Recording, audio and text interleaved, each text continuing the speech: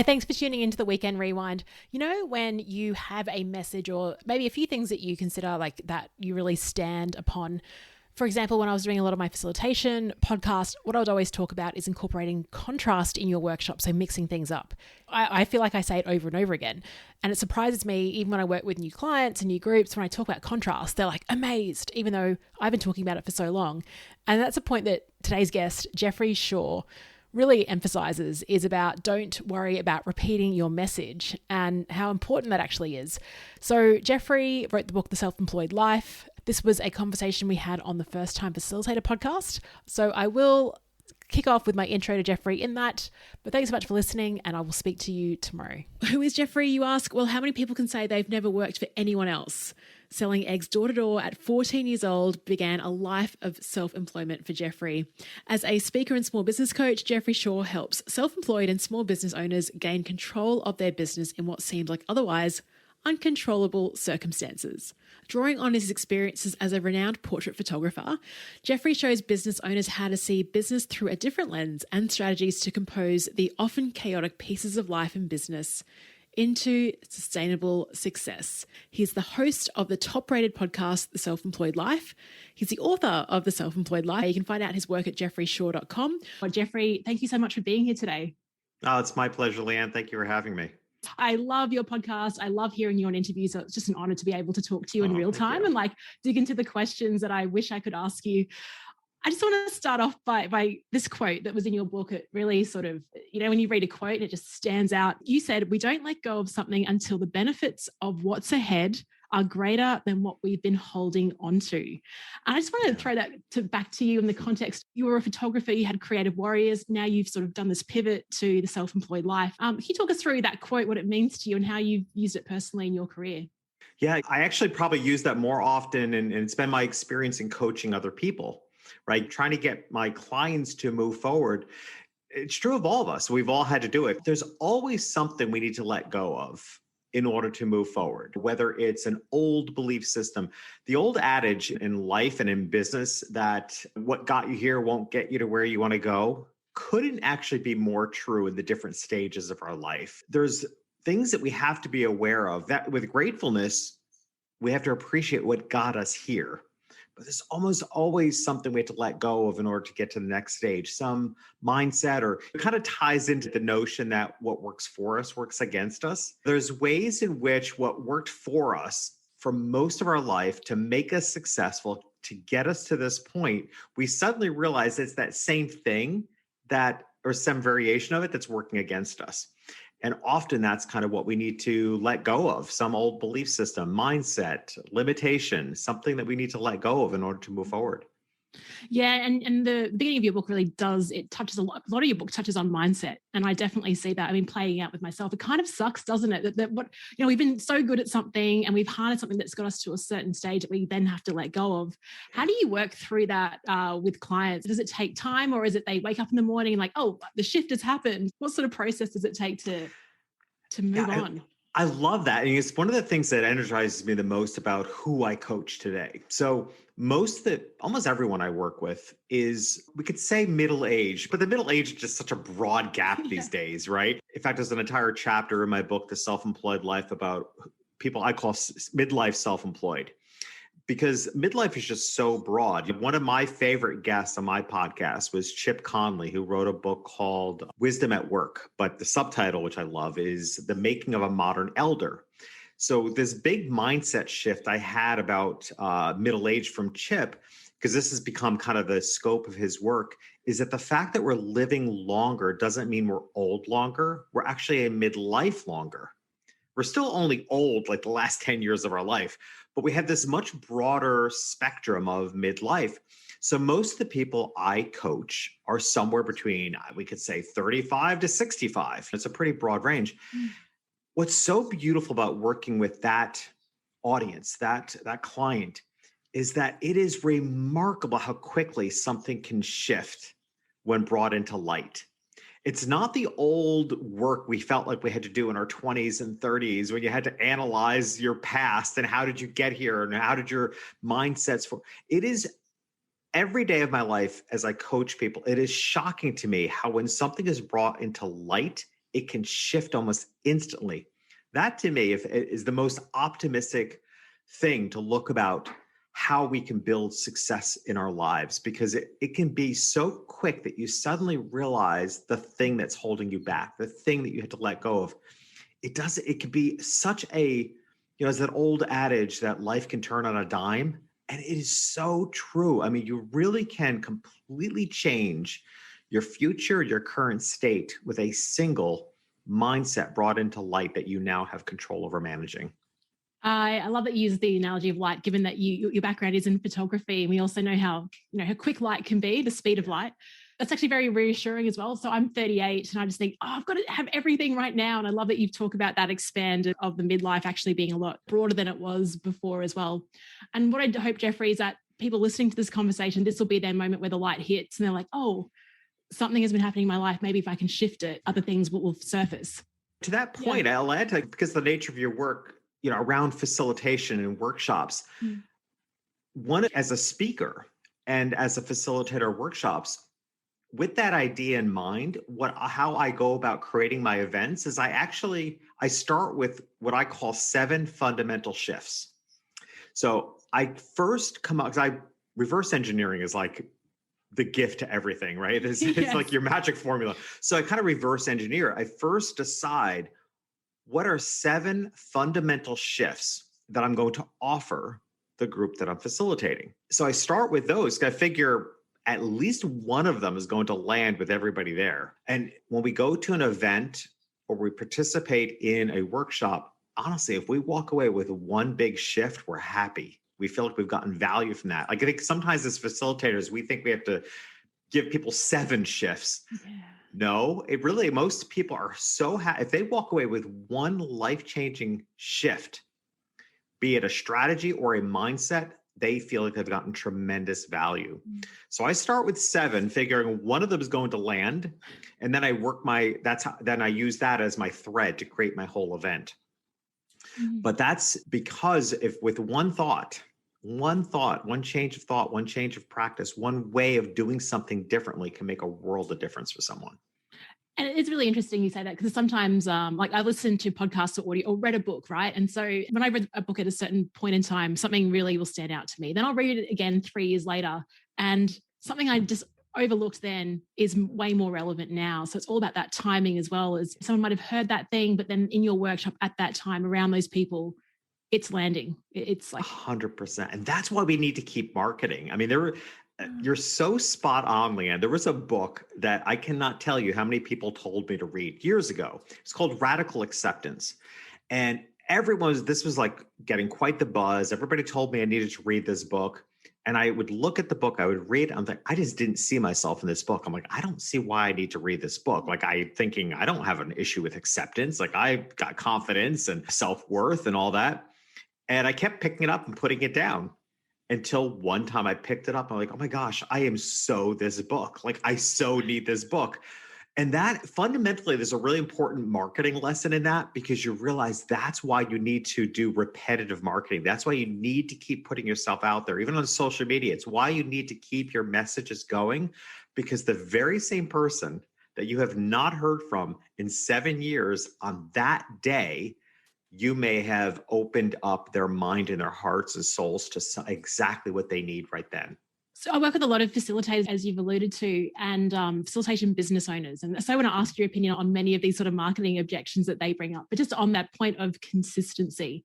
I guess what I sense is that they think, oh, I've done like one social media post. No one bought, like, what's wrong with me? And I think we do shine the spotlight harder on ourselves and we think we're going over the top. But really, can you talk us through what it is about consistency, how you show up, the fact that you're on this podcast, you've already got a book, you've been on hundreds of other podcasts, but you're still showing up today. Yeah. Like, what drives that?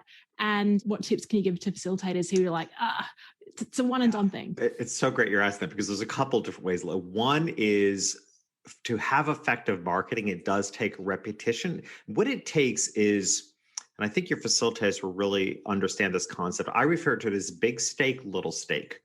Okay, so what I mean by that is, what is the big stake? Like, and I mean by steak, no, we're not talking about a piece of meat. I actually don't eat meat, but I'm talking about like a stake in the ground. What's the stake in the ground that you're claiming this is my land? So like my land, my big stake is self-employed. That's who I serve. That's who I help. I can talk all topics, self-employed all day long, right? I also love to refer to that as platform. And I love the dual meaning of platform. And what I mean by dual meaning is a platform is both a collection of values and a platform is the thing you stand on, right? It's a stage. I love the fact there's a dual meaning to the word platform. So your platform is your big stake. What is it? What is the big stake you're putting in the ground for which you want to be known for? That's your big stake. Your little stake are the various books you'll write, the articles you'll write, the podcasts you'll show up on. The key is those little stakes have to always point to the big stake over and over and over again. What most people do is they get bored with themselves, so they drift away from their big stake, right? But what's happened is you've diluted, your message, and you've also confused your audience. They're like, wait, I thought we were going here. So it takes an incredible amount of repetition for you to stay on your big stake, stay on the meaning, your platform. What that introduces often, and I hear this all the time, as recently as this morning when someone was expressing to me, I feel like I'm saying the same thing over and over again. She's launching a book and she's doing a book tour. And I feel like I'm saying the same thing over and over again. And I said, well, I think I try to say it nicely. I was like, you're probably thinking you're a little too important. Because the fact of the matter is, no matter how many times you say it, they're not following you that closely. So get over yourself. Right. So the comparison I gave to her, which really resonated, I said, think about a popular singer like a Barbara Streisand or a big band. Like, think about how many times they have sang their hits. And as a fan, how would you feel if they don't sing that hit? Right? There's an expectation that they keep singing the same song. We, as marketers, have to keep singing our same song. You know what? People don't get tired of it as much as we think they do, and they want it. And that's how we get our message across and make it a clear message. I love that. It sort of alludes to what you talk about in your book about like getting out of your own way as well. The reason I'm sort of laughing is because I frequently just talk about random things, but also in the context of workshops as well. I know, and it's not only me, a lot of many facilitators, we hone a workshop, it's down pat, all the activities work, the icebreakers are perfect. Yet we're like, the next time we run it, we're like, oh, we'll have to change it up. Even though it's a different client, a different environment, but it's that, maybe I'm getting bored of it myself. Yeah. And you're saying it's like, if it works, like. Yeah. I mean, to me, the fun, Leanne, the fun in all of this is being creative and figuring out how you can point every little stake to your big stake. So I posted on Facebook yesterday because I was writing. I'm a contributing writer for Entrepreneur Magazine. So I try to write a weekly article. So I was writing one yesterday, and I was so proud of myself because I worked in a single scene from an episode from the series Golden Girls into a business article. And to me, I get so excited. I'm like, okay, that was crazy creative. Like this crazy scene in the Golden Girls. I'm like, there's a business lesson in that. The point is that it's pointing to the same stake, right? People, when they read it, it's like there's it's so random. I actually hope my editor doesn't cut it, but it seems like so random, but it swings right back around and it points to the same big stake, business lessons for self-employed business owners. So instead of getting bored with yourself or feeling like you're reinventing your content all the time, because again, what you're doing is you're diluting your message and you're confusing the audience. Instead, leverage your creativity to figure out how can I like take something from left field and point it to where it needs to go. I love that. I mean, that's pure, like it's innovation, right? Just connecting two really random things together to create something, to create that lesson. Absolutely.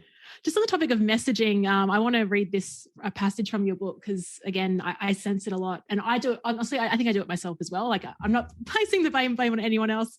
You say here, I asked one client, do people often tell you're polite? She said, yes, I've heard that my whole life. Why?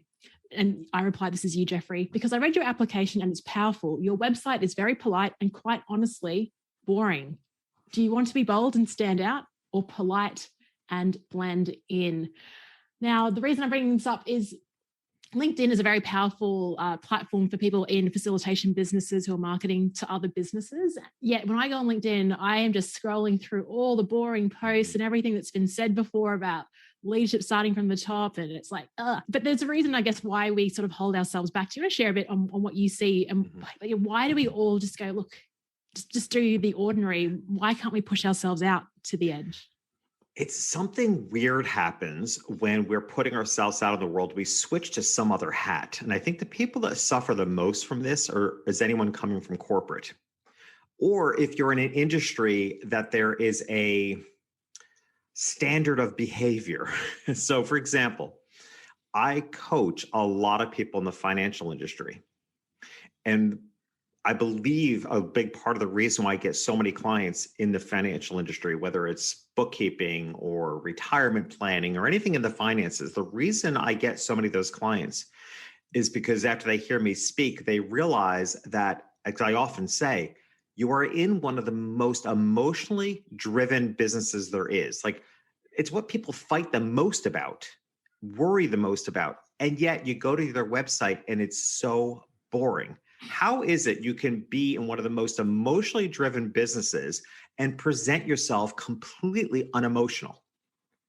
And there's something that happens, and I see it on LinkedIn as well. I see it every day on people's websites where, and what you were referring to in that quote with the application is because I offer complimentary to do website brand message reviews for people.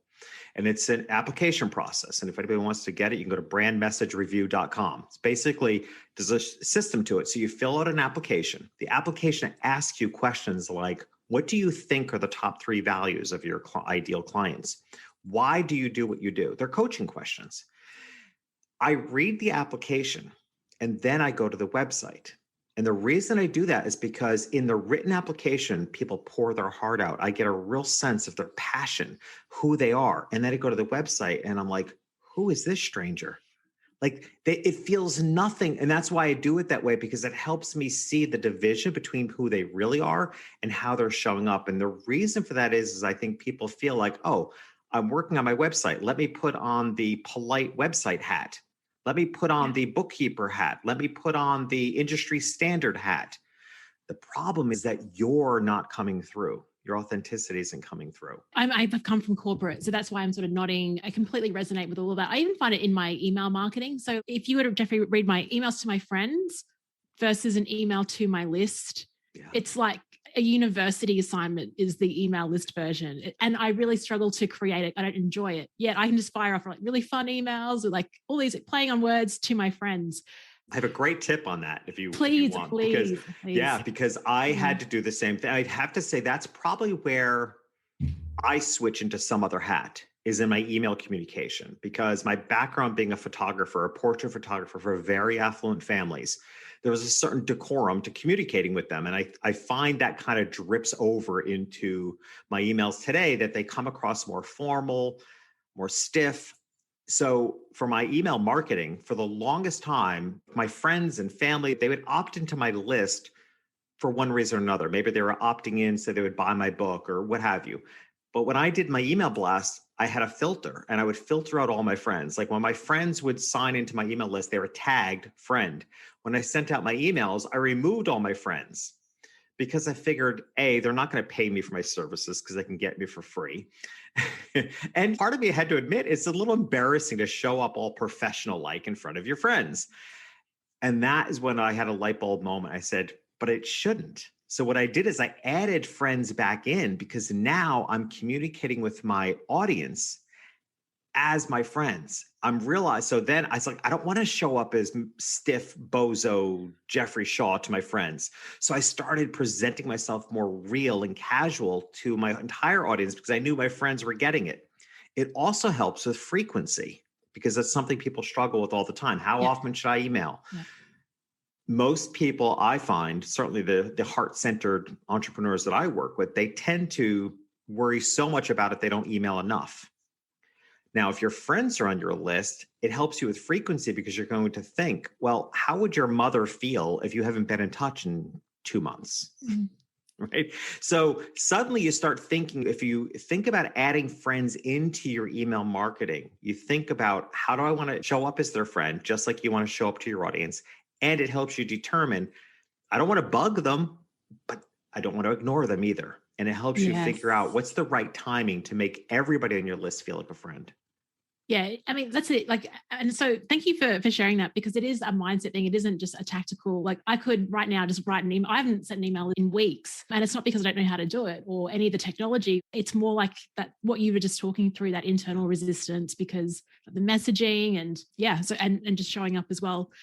So thank you for that. I want to talk to you about your writing, the fact that you write every week, you keep showing up in that medium as well. Something that you wrote in your book that I is like, maybe that's what's holding me back, is you talk about different work environments. So you'll have different Mhm. spaces for doing different things. And I literally have, where we're recording right now, this is like the office. This is where I do Mhm. all the work. And you actually talk about 5 or 6 different environments that you use. Can you just share that with listeners? I think Yeah. it's so linked to productivity, efficiency, and just Yeah. just getting I things love done. that. I call it space switching. Mm. And it is, honestly, it's a productivity hack. I'm actually shocked at how many people have read the book and this is the thing they latch onto. And quite honestly, between you and I, it was an afterthought in the book, because the chapter it was supposed to be a different chapter. And as I was writing the chapter it was supposed to be, I didn't like it. I'm like, this is so, on a whim, I'm like, I'm going to write about something that I feel right. And I wrote it. And it turns out, as life often goes this way, it turns out to be like something everybody's really latching onto. But it's a productivity hack that I believe works particularly well for those of us that have a tendency to chase squirrels, I'll be honest, because I've always resisted, I think as many of us have, I've resisted the constant message of being told to focus on one thing. Then you go into business, pick a niche. Like, all of this is sucking the life out of me. And I felt like the whole, whether from my being a child living in a world where teachers are telling me to sit still and focus on one thing, to getting older and maybe going into business and telling the business world, telling you to pick one thing, one audience, one thing to do.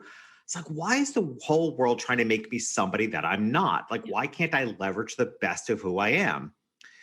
So space switching to me really does this. So what it is, and yet I will admit that I am also a believer of science. I like to follow, and what we know of the science of the brain is that task switching is a tremendous waste of time. So if you're sitting at your one desk and you're switching tasks, you're losing a lot of productivity time because your brain has to wind down, wind up, wind down, right? So that I believe in the science of that.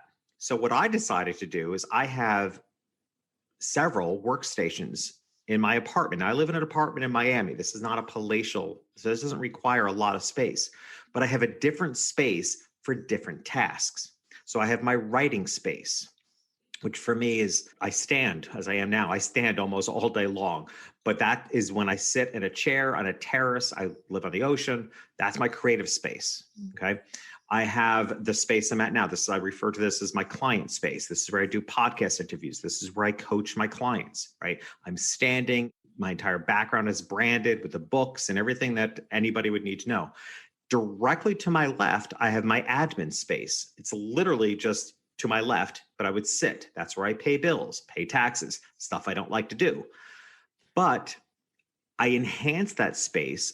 When I sit and pay bills or have to look at anything logical, I light a candle, right? I shift the environment. Mm. Even though it's just to my left, I light a candle. So the goal here is to use space switching so that every time you step into that space, your brain is engaged in the task that it's used to doing in that space. I believe, I don't have scientific evidence of it, I have experience evidence that I believe that you save that winding up and down time of the brain, because when you step into that space, you're immediately engaged in the task that you're doing in that environment. Mm. And it appeases our innate need, for those of us that suffer from that, and it appeases our need for a change of focus. It appeases our need for a different feel. It just works so beautifully. I have several different spots. I work in my apartment. I have different stand-up desks that are set up elsewhere, and I switch space based on the task. So good. It's Friday in Australia. I'm keen to go out table shopping and just grabbing some items. And even just like you said, a candle that just shifts that environment through Correct. scent. Yeah. And Yeah. I'm always very clear on that. Like I said, I live in an apartment. It's not a palatial place, but you can do a lot by just shifting the environment. My mood is very driven by scent. So I'm big on using fragrances such as candles to shift my mood, whether it's a diffuser or it's a candle, using that to shift the mood of that space on what you want to accomplish. Any favorite scents that you can recommend? I tell you, I'm a huge, and I don't mind bragging about them because I don't get anything in return. I am a huge fan of a company called Harlem Candle Company out of Harlem, New York. Honestly, they're worth looking at. I suggest everybody check them out because their branding, it's the best branded company I've come across maybe in my career.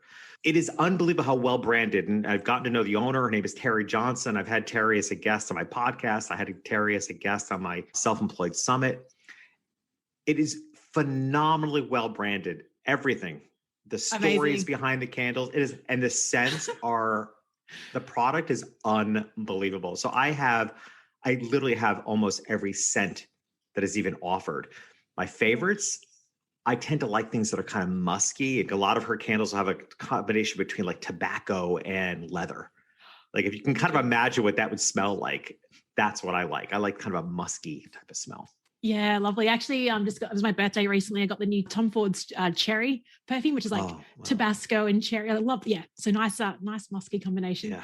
But it's true. Like we talk about when we design our face-to-face workshops, we're always thinking about the space. And I've heard a few facilitators on the show, like use diffusers and candles in the room just to set the energy. And when you do different types of activities, you'll move people around. So it makes sense to do it on ourselves as well. You alluded to standing up a lot and obviously energy. Not only time management, energy management is important for you.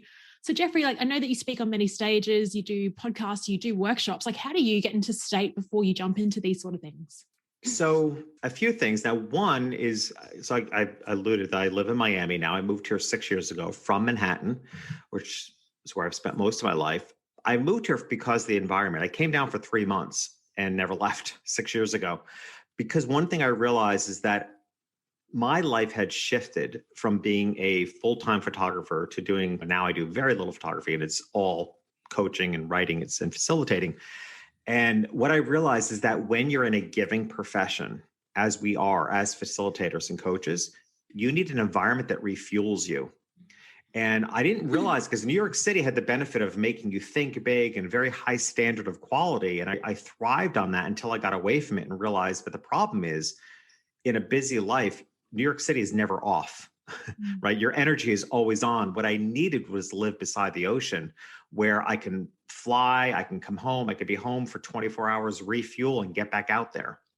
So one thing I would say is to be conscious of how your environment and how you live refuels you, because when you're in a giving profession, you have a reservoir within yourself that needs to be refueled, because otherwise you run the risk of draining yourself.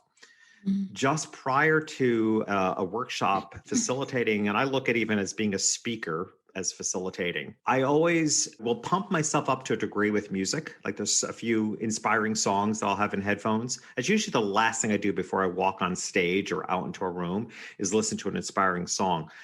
Prior to then, I tend to ground myself. For one, I wear inspiring socks. I know that sounds crazy, but I wear socks that have inspiring messages on them. And there's actually a company called Inspire Socks. So like probably my favorite pair, one sock says heart and the other sock says value, I think, or something like that. So each sock has a different word on it. So I know that I'm wearing that and that means something to me, right? So that's one way I prep for the morning, like as I'm getting dressed, putting those on sets the stage. Like I only wear those inspiring socks when I'm facilitating or speaking. They're not something I wear on a day-to-day basis. So immediately I'm cued that this is something special and I want to hold those values. I'm a bit of an introvert, so I tend to be nervous stepping out onto the stage or to a workshop. So I do most of my breathing. I try to bring myself down first, like really ground myself. One of the things I'm constantly reminding myself is that my mantra in my head is, this is not about you, right? Meaning myself, because particularly on stages, no matter what happens, if the sound goes out, if the lighting goes out, if I fall off the stage, when I embody the idea that this is not about me, I will keep going. Regardless of what happens, I have something to give. I also, the spotlight is on me literally, but I want the spotlight to be on the audience because I want to deflect the attention. So if I embody the idea the spotlight is me, I'm going to start worrying about my clothes, my hair, right? So I deflect the spotlight so that it's on the people I'm there to serve. So I kind of go through this mental process, and I actually do have a meditation I listen to right before. I'm a big fan of the Calm app. And there Yes. is a meditation on there that is preparing for walking out on a stage. Like, it's a really good meditation for that. And it kind of shifts your mind. So I do everything I can to make the attention to about the audience, bring ground to myself. The very last thing I do is bring my energy up with a song, and then I walk out on stage. Yeah, I love going that into a room. that contrast of energy, and even the socks. You need to get affiliate links for the candles and for the socks as well.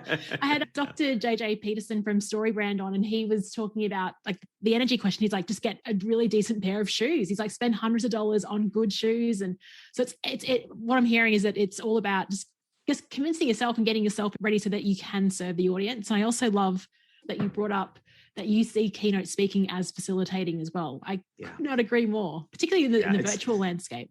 Absolutely. I mean, if I have an event planner challenging me on my rate, something I'll come back with often is like, it's not the hour and 15 minutes I'm on the stage. It's the 500 souls you're putting in my custody and I care about, right? It totally reframes what they're thinking about when they're thinking, but I take that sincerely. It's like, it's not about the hour and 15 minutes. And yes, it is also about the 37 years of experience that got me there. That's certainly a part of it.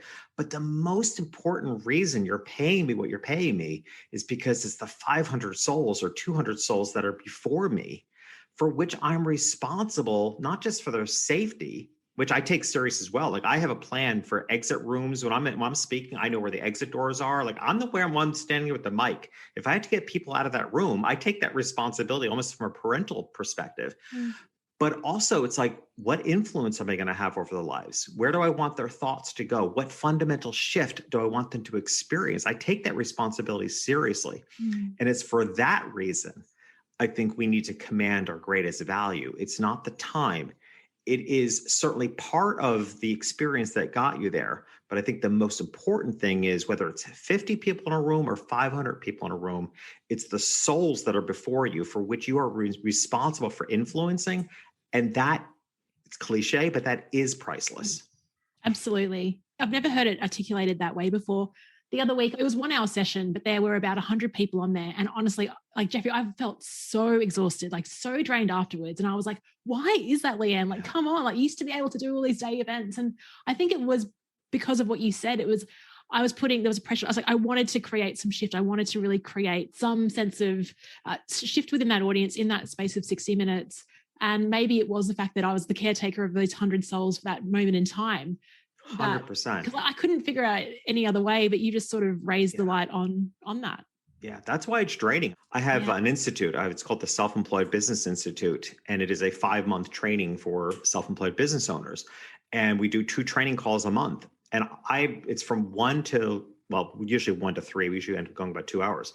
I cross myself off the rest of the day after 3 o'clock because I know how draining it's 2 hours and there's 20 people in the cohort.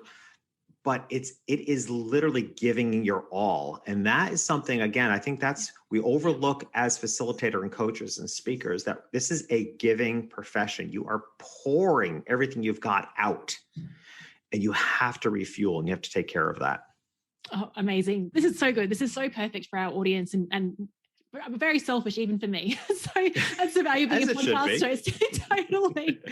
Hey, I want to ask you about this activity before we close the interview. Something that you do, and I thought this would be a great activity for a workshop. You say is you gather a small group together, and it's called you create an up-it list. So you get one person. Can you share that activity with our listeners? Yeah, it was. Oh gosh, I'd have to think further what the root of it was, but like a lot of things, like you had just said, a lot of times it's like something we need and we wind up creating something for others out of it. But the idea of the up-it list, actually, I know what it was. I know how I created this. So my TEDx talk, the theme of my TEDx talk, the overriding theme is that often other people see more in us than we see in ourselves. Okay, so that's the overriding. I had an organization contact me to do a workshop for them. And the event planner was a big fan of my TEDx talk. And he asked me to do an exercise around my TEDx talk. So that was the challenge before me. It's like, well, what kind of exercise do I do that represents often other people see more in us than we see in ourselves? So I came with this idea of an up-it list. And the way it works and the way I did it in this workshop is, in this case, I had people broken up in triads. So there were 3 in a group, and there were multiple groups of 3. So one person, let's say person A, would be the first one to go and would say, just state a goal. Say, I'll actually use a real example because I remember one of the people in the group said that her goal was to speak at 50 events that year. And the other people listening reflect it. So first thing you want to do is you want to repeat back what that person said so they feel heard. It's like, okay, I hear you. You want to speak at 50 events this year. Well, I see you showing up at 25 of those events first class. Oh, right. And of course, the person receiving it is like, oh, you just upped it. And then somebody else says, I see you showing up at 2 of those events on a private corporate jet. Right. And then it bounces. And then the other person says, actually, I see you doing 60 events next year. Right. So it gets, and the point is for not to be so extreme, it's ridiculous. Like, I see you making $5 million this year. You got to keep it in the realm. But do you know what I mean? And I remember this. I remember getting the message from her at a later point. She goes, you're not going to believe how many times my flight has been upgraded this year since we did that exercise. Right. And it's just the up-it list. Like, it's just that. It's to lean on other people to increase what you think you're capable of, what you think is going to happen in your life. That's why it's called an up-it list. And it's just then if you're to try it, then the next person goes. And you just give everybody a chance to state a goal and then let the other people reflect back to you what they hear and how they can imagine it being bigger than you're even thinking of for yourself. Yeah, I love how bigger isn't like do 100 events. It's like the style that you're showing up with, like the ease at which you're booking these gigs. I just got goosebumps. I think that's a wonderful activity. I think many of us could use it in Zoom and breakout rooms. And thank you so much for sharing that in your book and the origins on this show. Jeffrey, you're awesome. You've got so many recommendations, places to find you. Where can we send people if they'd like to ask you questions, find out more, just see the amazing work that you do? Sure. Well, assuming with your audience that probably most of them are, well, I think you had said 50% of them internal and 50% are self-employed. But I think the most successful people within companies are self-employed minded, right? Even if they're not working, but there's a certain independence, a way of thinking. So with that in mind, I'd probably suggest go to the selfemployedlife.me, which is a part of my main website. It's literally the world I've created for self-employed people. It is where my book, The Self-Employed Life, appears. It is where training opportunities are. It's where all my resources, the articles I write, anything that will help you if you are a self-employed business owner or if you're working for a company, but you are of that independent, self-employed minded person. I think that's the world to go. It is, like I said, it's part of my main website. So then you can peck around, you can go to all the other pages and find my socials and contacts, et cetera. Amazing. I think everyone listening on the show absolutely has a self-employed mindset. They're all after their personal development and growing themselves. So it's the perfect site for them. Jeffrey, thank you so much for being here today and for sharing your expertise with us. Thank you so much for having me. I appreciate it.